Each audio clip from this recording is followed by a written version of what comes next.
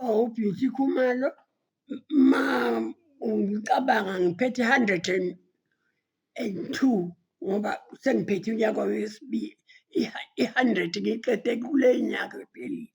Ngiphethe unyaka 102. Ngikhulele emapulazini, ngaya esikoleni ngafika ngabheka u-A kuphela, ibhunu lathi buya uzosebenza epulazini. Angakufunda kahle, ngabuya ngawusebenza emapulazini ngaze ngakhula ngashada ngisemapulazini. Sikhule kahle kakhulu, sibantwana sakhula kahle, sakhula. Asizange sishade sinomntwana emakhaya laphaya. Ubuhamba uyobonga uqomile, ungathi umshado kanti uyabonga kuphela. Ukhule lapho ucelwe kubaba.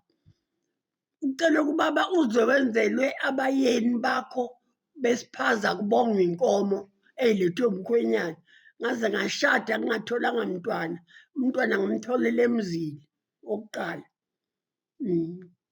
Kwaze kwaba umntwana wesibili, waze umntwana ngizothi baze bawu-7 abantwana emshadweni wami. Yashona indoda kunjalo. Sikhule ngemiyalo kakhulu. Ngisho ukuthandana zange sithandane. Osisi bakho bathi, heyi lezi zinwele ey'sekhanda ungayigundi, qina usukhulile manje usuyintombazane.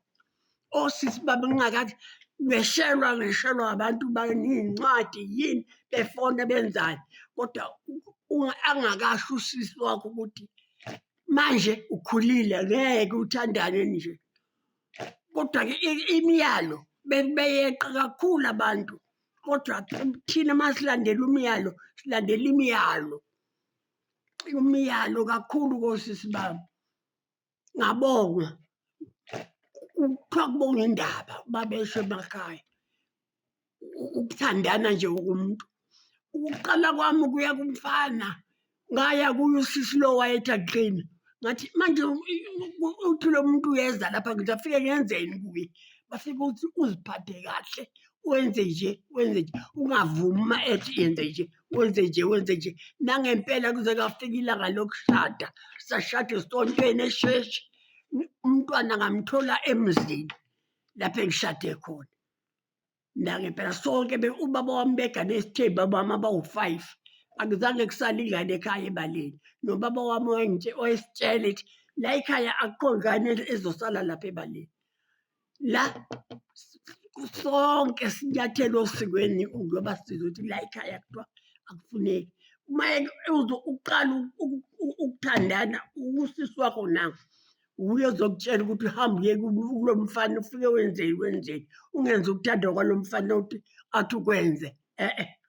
Lutho wenza into oyitshelwe usisi wakho, naye uyazi ukuthi kuyicala elikhulu uzohlawula inkomo enzeni.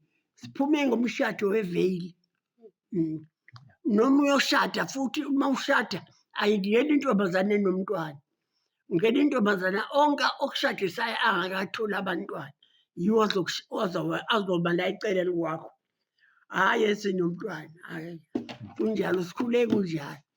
Impilo yasekhaya hhayi azange nakubantu bami angizange ngithole ngakho. Ukuthi uphume nje uhambe wenze konke. Kodwa-ke nabo bangihloniphile abami ngoba bayazi ukuthi bakhule ekhaya kunjani. Umenze umathanda kwakho. Ngoba nami ngangibatshela ngithi hhayi nami anginenzanga umathanda.